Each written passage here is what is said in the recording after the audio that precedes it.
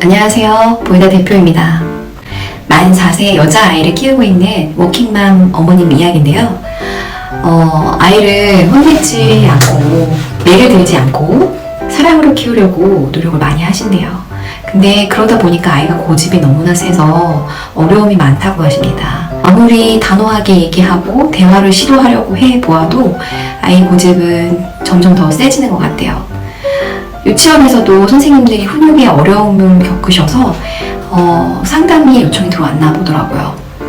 걱정이 너무 되셔서 병원에 가셔서 종합심리검사 풀배터리를 받아보셨는데 결과가 지능이 높고 사랑 많이 받고 자란 아이의 정서적으로 건강한 판정을 받으셨대요. 그런데 아이가 자신의 의견과 다르면 고집을 부리는데 멘탈이 흔들릴 정도로 힘들다고 하십니다. 아마도 고집센 아이 때문에 이런 어려움을 겪고 계시는 부모님들이 많으실 거예요. 아이들을 사랑하는 마음은 가득하지만 때로는 아이의 고집을 감당하기 어려워서 힘들게 느껴지실 거라고 생각이 듭니다. 저 역시 오랜 시간 교육활동을 하면서 같은 고민을 했었어요.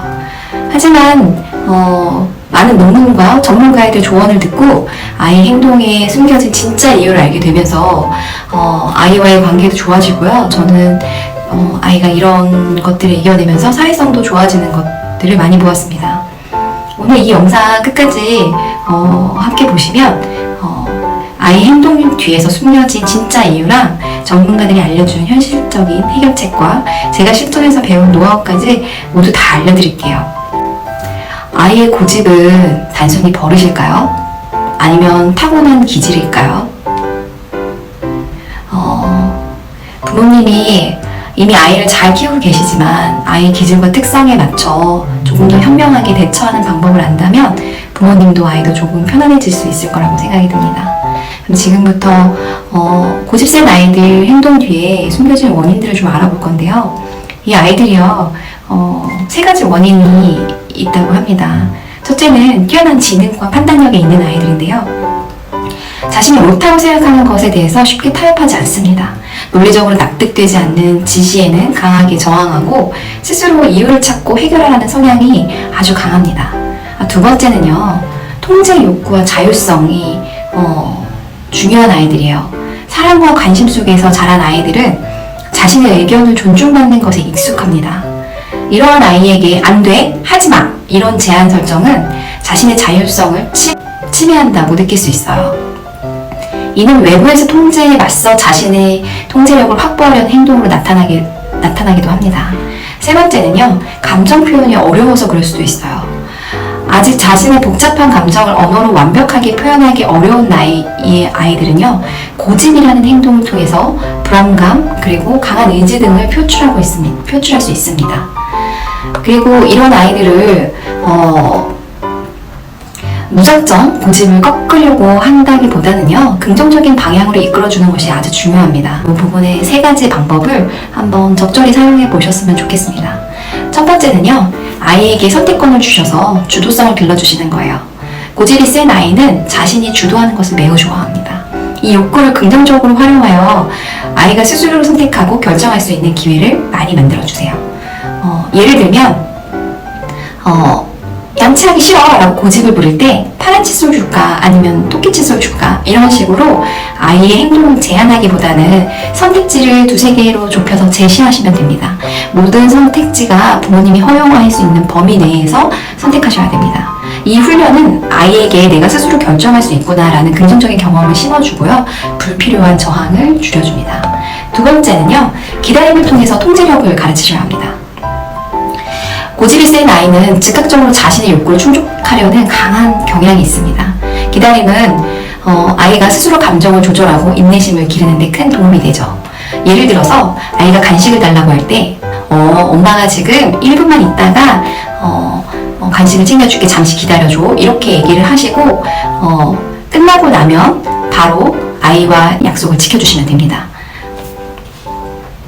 처음에는 아이가 바로 주지 않는다고 울거나 짜증을 낼 수도 있지만 부모님이 약속한 시간을 반드시 지켜주시면 신뢰가 쌓여서 기다리게 됩니다. 세 번째는요, 규칙을 통해서 책임감을 키워주시는 거예요.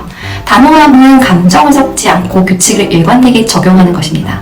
아이와 함께 규칙을 만들고 그 규칙을 지키는 훈련을 꾸준히 해보세요.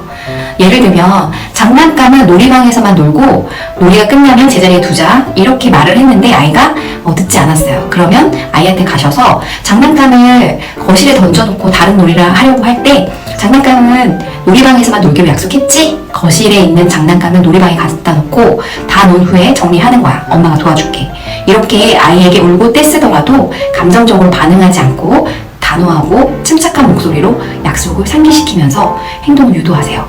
그러면 처음에는 어렵게 느꼈지만 이 훈련을 통해서 아이는 자신이 정한 규칙을 스스로 지켜야 한다는 책임감을 배우게 됩니다. 그리고 이런 것들을 미술로도 조금 완화시킬 수 있어요. 여러 가지 활동들이 있지만 그 중에서 아이의 고집을 효과적으로 완화시킬 수 있는 실질적인 방법을 추천해 드릴게요. 점토나 반죽은 아이의 손을 통해서 쉽게 모양이 변합니다. 아이는 점토를 뭉치고 늘리고 자르는 등 자유롭게 자신의 뜻대로 만들 수 있는 경험을 통해서 스스로 통제하고 주도하는 감각을 긍정적으로 충족시키게 됩니다. 이러한 과정은 실제 상황에서도 통제할 수 없는 것에 대한 불안감을 완화시키고 좌절감을 극복하는 데 아주 유용합니다. 고집센 아이 훈육 시 주의할 점이 있습니다. 고집센 아이 훈육할 때는요, 아이의 강한 의지를 꺾으려고 하기보다는요, 올바른 방향으로 이끌어주시는 게 중요합니다. 그래서 다음 4가지를 꼭 기억해주세요. 첫 번째는요, 단호함과 화를 구분해서 하시는 거예요. 단호함은 규칙에 대한 일관성을 의미하지만 화는 감정적인 대응입니다. 화를 내는 대신 침착하고 일관된 태도를 유지해주세요. 그리고 두 번째는요, 권력 싸움에 휘말리지 마세요. 아이가 때렸을 때 감정적으로 맞서지 마시고 아이가 진정할 때까지 시간을 기다려주세요. 세 번째는요, 아이의 감정을 먼저 인정해 주시는 거예요. 내가 화났다는 건 알겠어 라고 감정을 읽어준 뒤에 그 다음에 행동의 한계를 알려주시는 것이 아이의 마음과 생각에 아주 효과적으로 접근하는 방법입니다. 네 번째는요, 선택권을 주세요. 이 옷을 입을래, 저 옷을 입을래?처럼 제한된 선택지를 제공하여 아이에게 주도성을 부여하세요. 이 4가지를 기억하신다면 아이의 고집을 긍정적인 방향으로 이끄는 데 큰 도움이 될 거예요.